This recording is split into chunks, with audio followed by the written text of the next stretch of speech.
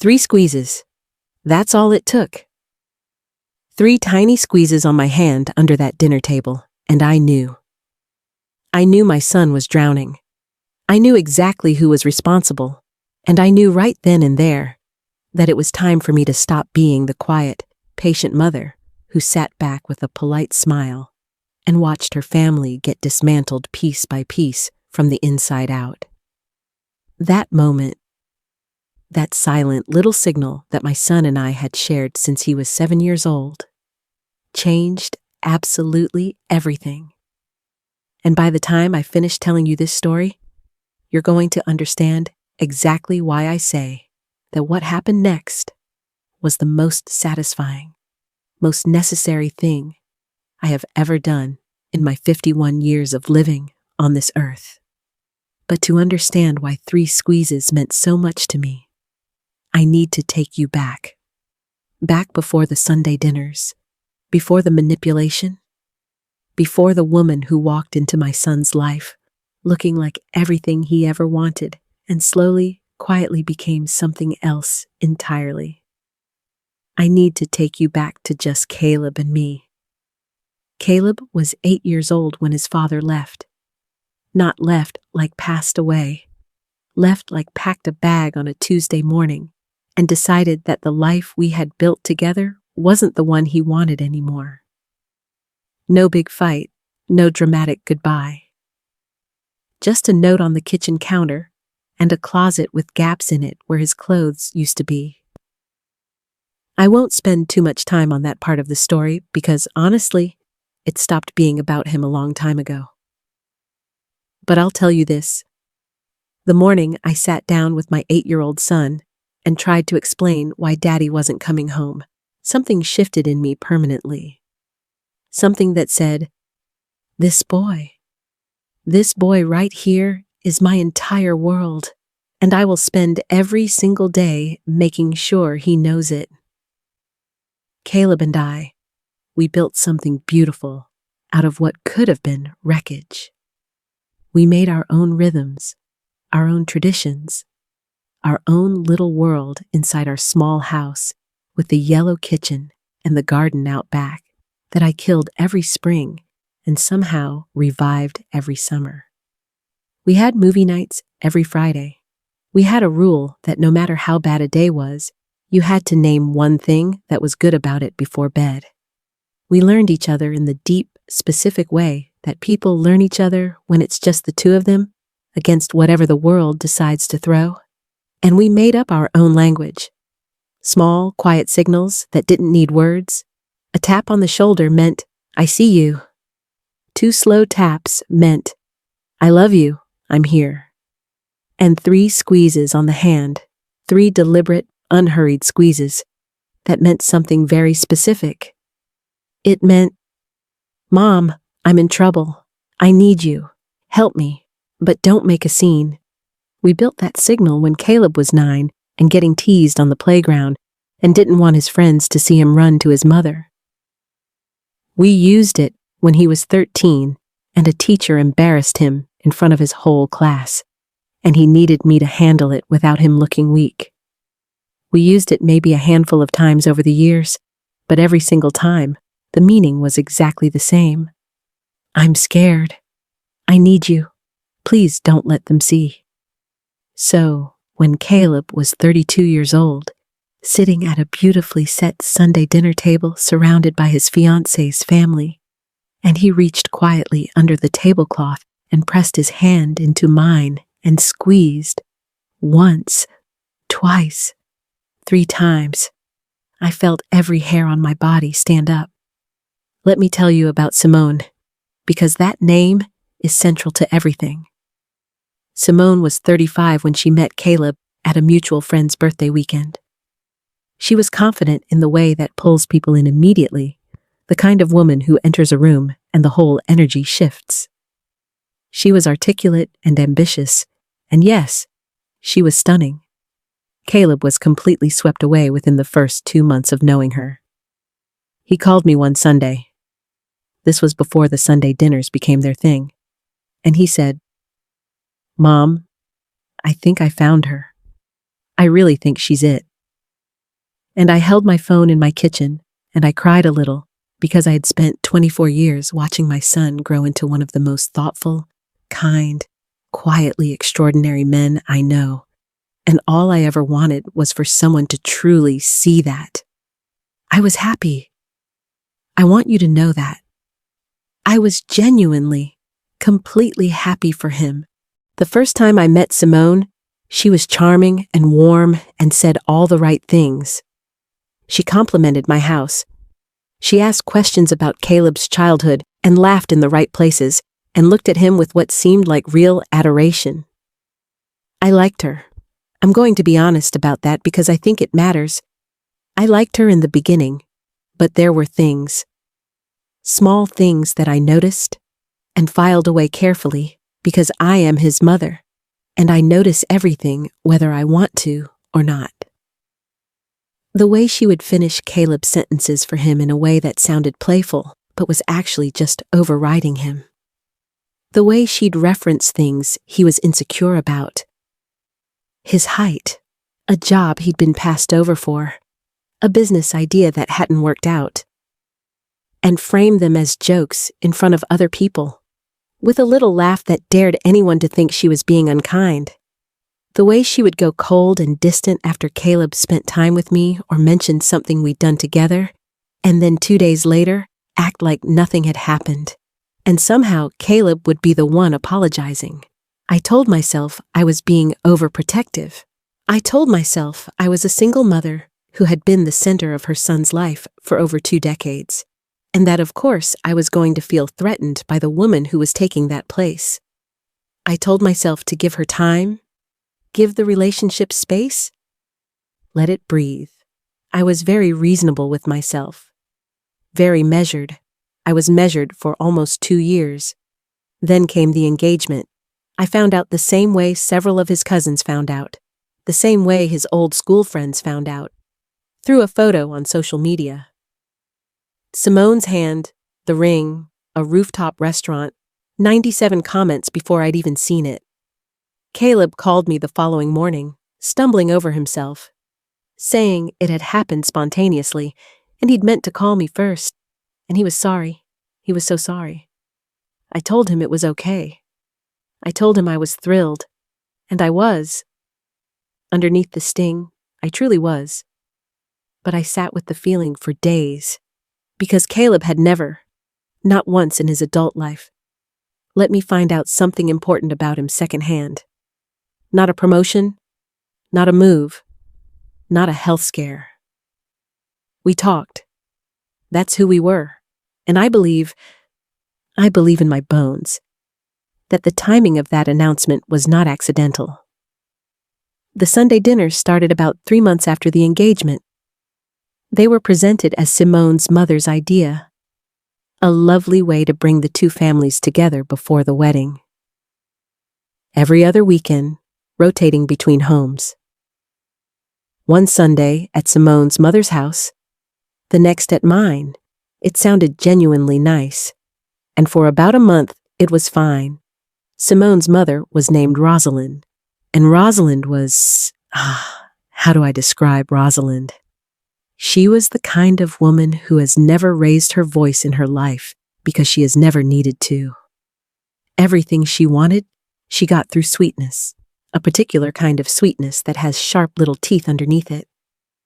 She had thoughts about everything, about where Caleb and Simone should live after the wedding, about whether Caleb's career trajectory was secure enough, about how the apartment they currently shared should be decorated, about what kind of wedding would be appropriate for the family's image. She delivered all of these opinions wrapped in gentle sighs and phrases like, "I just think," and "wouldn't it be lovely if," and "of course it's not my place, but," and then she would say exactly what she thought anyway. And Simone never, ever contradicted her mother in front of anyone. Not once. I watched Caleb start to shrink. I know that sounds like a strange word for a grown man, but that's exactly what it looked like. He would go quiet at those dinners when Rosalind was speaking. He'd nod along. He'd agree to things without looking up from his plate. He stopped catching my eye across the table the way he used to, that little private look we'd exchange when something was funny or ridiculous. And he started just staring down at his food, like a man trying to make himself as small as possible in a room where he was supposed to belong. I tried twice, in the quietest and most careful way I could, to check in with him. Not about Simone, not about Rosalind, just about him. Just, how are you doing, baby? How are you really? Both times he said he was fine. Both times his eyes said something completely different. But he was 32 years old, and I had promised myself I would respect his space, his choices, his life. So I backed off. I backed off until the Sunday dinner that changed everything. It was at Rosalind's house, a big, immaculate home that looked like no one actually lived in it. Everything pale and symmetrical and positioned in a way that communicated very clearly that you were a guest and should behave accordingly. There were about 12 of us around the table. Rosalind at the head, naturally, Simone at her elbow, an aunt and uncle, 2 cousins, a family friend who seemed to serve mainly as an audience for Rosalind's performances, and Caleb, and me. I was the only one there from Caleb's side of the family. My sister had been included in the first couple of dinners, and then, quietly, her name stopped appearing on the invitations. Caleb had explained this away as scheduling conflicts. I had not pushed. Dinner started smoothly enough. Roast lamb, which was beautifully done, and wine that I appreciated genuinely rather than pretending to. Rosalind was in her element, hosting, holding court, steering the conversation from her end of the table like a woman who has been practicing this her entire life. I kept my face pleasant. I made polite small talk with the aunt. I laughed at appropriate moments. I was a model guest. Then, about 45 minutes in, Rosalind began talking about the wedding venue, a venue that had apparently already been decided upon, which was also news to me. She described it in loving detail.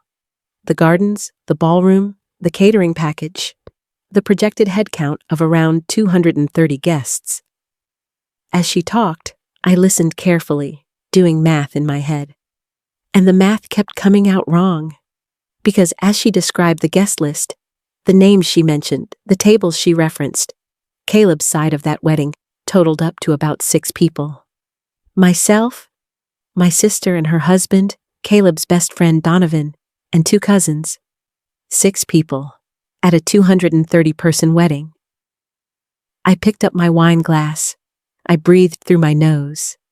I kept my face completely, perfectly still. And then Rosalind said the thing that I will be telling people about for the rest of my natural life. She was discussing the seating arrangement, casually, as though she were describing where to put the centerpieces. And she said, with that serene, gracious smile of hers, "We've placed the groom's family at the table nearest the side entrance. It's very practical, and honestly, the lighting there is quite nice." The table nearest the side entrance, which, for those who don't speak Rosalind's particular language, meant tucked away, out of the way, the table you put people at when you want them present, but not visible. At her daughter's wedding, 6 people from the groom's family, and they were going to be seated as close to the side door as spatially possible. I set my wine glass down. I looked at Caleb. He was staring at his plate. His jaw was tight. His shoulders were up near his ears. He looked exactly the way he looked at 9 years old when things were happening around him that he didn't have the words to fight yet. And then I felt it. His hand finding mine under the tablecloth. And then the 3 squeezes. Slow, deliberate, unmistakable. 1, 2, 3. Something happened inside me in that moment that I'm not sure I can fully describe. It wasn't just anger, though there was plenty of that. It was more like clarity. The kind of clarity that comes when you have been patient and restrained and reasonable for so long that the moment you finally let yourself stop, you can see everything perfectly, every single thing. I turned to Rosalind. I smiled, and I said, very pleasantly, "Rosalind, I want to make sure I understood what you said about the seating. The groom's family. You mean the 6 of us, out of 230 guests?" She looked at me the way she always looked at me when she felt a challenge coming, with that composed, faintly surprised expression, like she couldn't quite believe anyone would have the audacity. "We have an extensive guest list," she said, in a voice wrapped in silk. "I'm sure you understand." "I want to understand," I said. I kept my voice warm and even and completely clear. "Because Caleb is the groom, which means that this wedding is meant to be a celebration of his life and the people who are part of it, just as much as Simone's. And it sounds like the people who love him most are being seated out of the way. As an afterthought, I just want to understand if that's what's being described." The table went very, very quiet. Simone looked at her mother. I knew that look. That look meant, handle this. Rosalind set her fork down with great precision and explained to me, gently and patiently, the way you explain things to a child who is making things unnecessarily complicated, that weddings are traditionally organized by the bride's family, that the financial responsibility naturally shapes the guest list, that Caleb had always been very easy to work with about the planning, and that she was simply trying to make sure everything ran smoothly. I let her finish completely. I nodded, and then I did the one thing that nobody at that table expected me to do, because everyone in that room had been trained by 2 years of Rosalind's management to look away from the uncomfortable question. I turned to my son and I asked it out loud. I said, "Caleb, are you easy to work with about this because you actually agree with these decisions? Or because you've been going along with things that don't feel right to you?" Every single person at that table stopped breathing. Caleb was still for a moment, and then he lifted his head. And I watched something come back into his eyes, something I hadn't seen clearly in the better part of 2 years. And he said, "No, I'm not okay with it. I haven't been okay with a lot of this for a long time." Simone said his name. He looked at her, and his voice was steady and quiet and real. He said, "I love you. I love you completely. But your mother has been making decisions about our wedding, about our life, without me. And I've been letting it happen because it was easier and because I didn't want to cause problems. And me sitting here feeling invisible at my own dinner table at a wedding that's supposedly mine too, I'm done going along with it." Rosalind opened her mouth.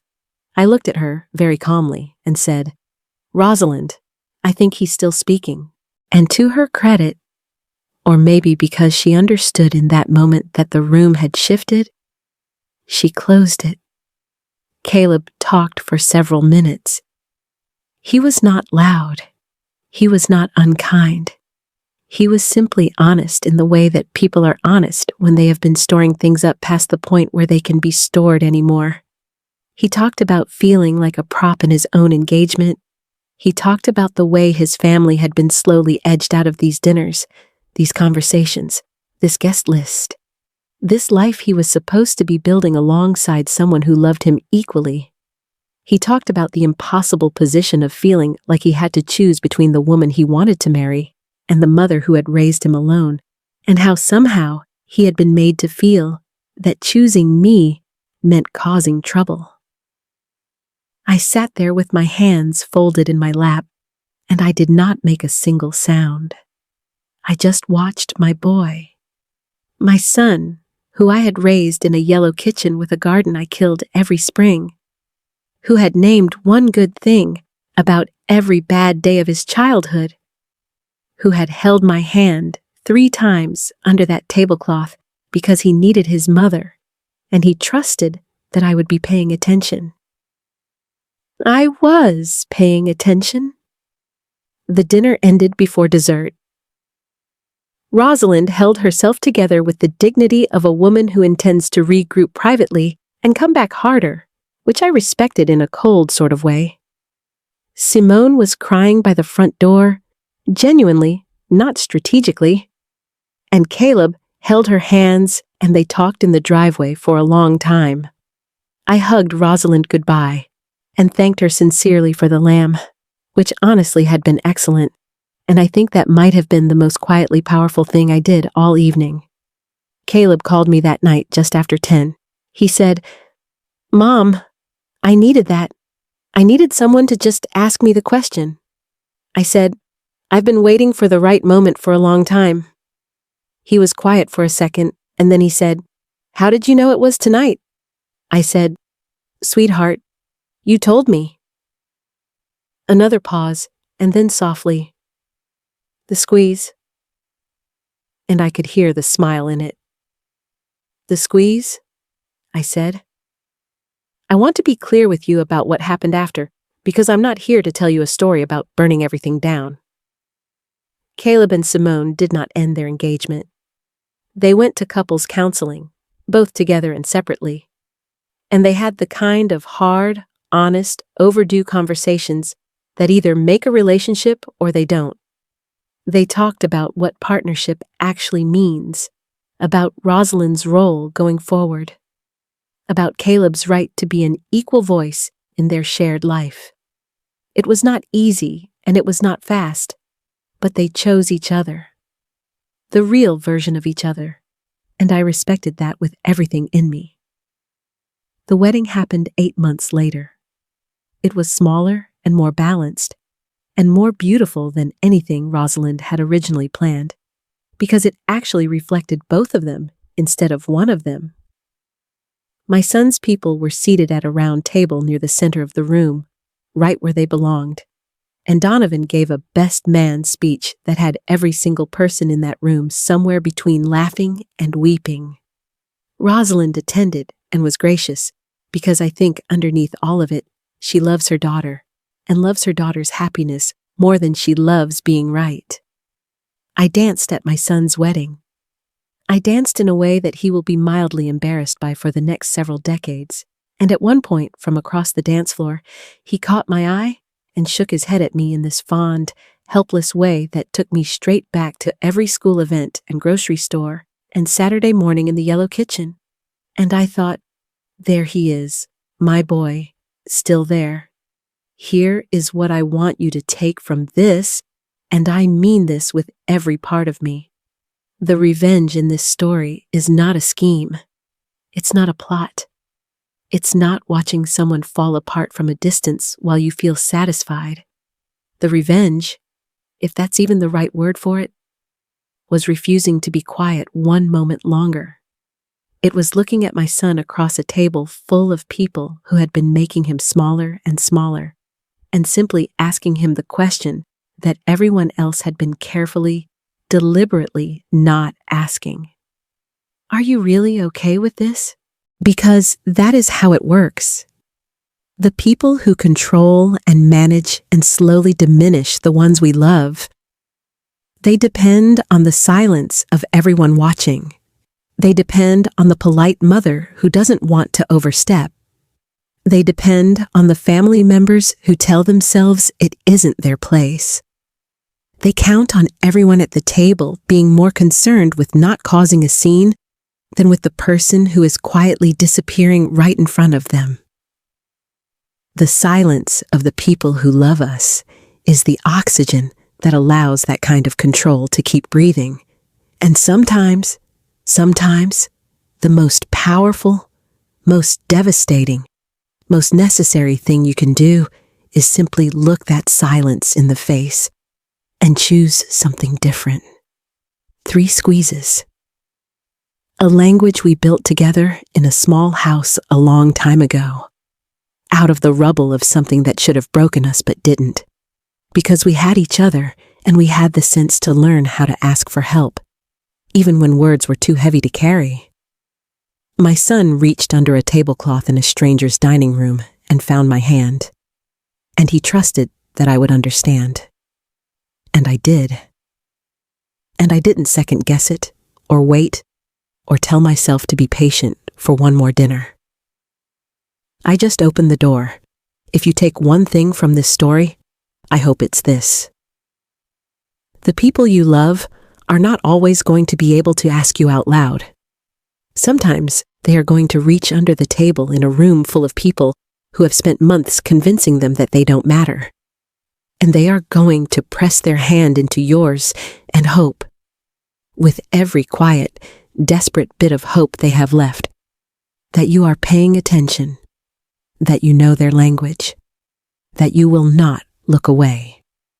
Learn the 3 squeezes, in whatever form they come. Learn them and mean them.